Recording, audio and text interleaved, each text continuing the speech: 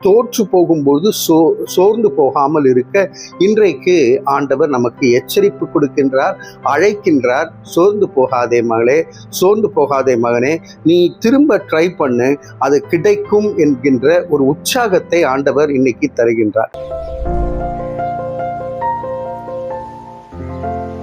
பிரியமானவர்களே, யோசுவா 7வது அதிகாரம் 4வது வசனத்திலே, அப்படியே ஜனங்களில் ஏறக்குறைய 3000 பேர் அவ்விடத்திற்கு போனார்கள்.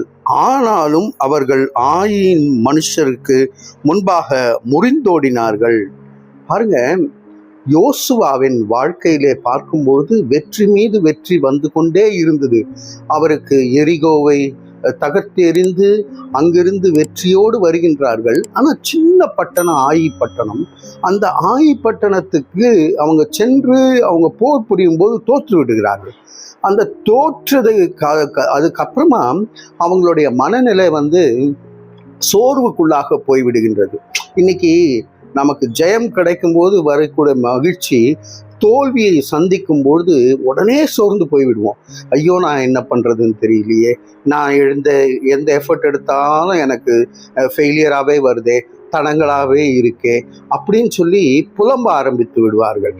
ஆனால் இன்னைக்கு அப்படி நம்ம ஒரு புலம்புகின்ற ஒரு கூட்டமாக இருப்போமே, ஆனால் கர்த்தரிடத்தில் ஒப்பு கொடுத்து துவண்டு போகாமல் முயற்சியை திரும்ப திரும்ப எடுக்கும் பொழுது ஆண்டவர் நமக்கு உதவி செய்கின்றவராய் இருக்கின்றார். பாருங்க, இதே ஆயிப்பட்டினத்தை அவர்கள் திரும்ப அந்த இடத்திற்கு சென்று வென்று வருகின்றதை நாம் பார்க்க முடியும்.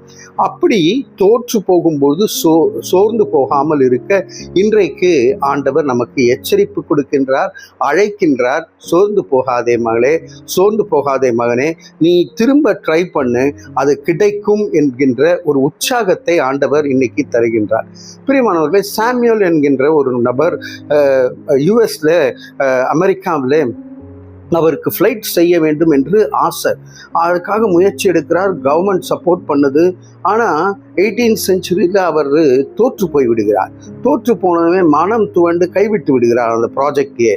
அதற்கு பிறகு வந்த ரைட் பிரதர்ஸ் அதே 1903ல் அவங்க உற்சாகமாக வேலை செஞ்சு தோல்வி ஏற்பட்டாலும் அவர்கள் விடாமல் முயற்சி செய்து செய்து செய்து இன்றைக்கு நாம் எல்லாரும் ஃப்ளைட்டில் பறக்கக்கூடிய அளவுக்கு அவர்களுடைய முயற்சி வெற்றியாய் மாறினது என்று பார்க்கின்றோம்.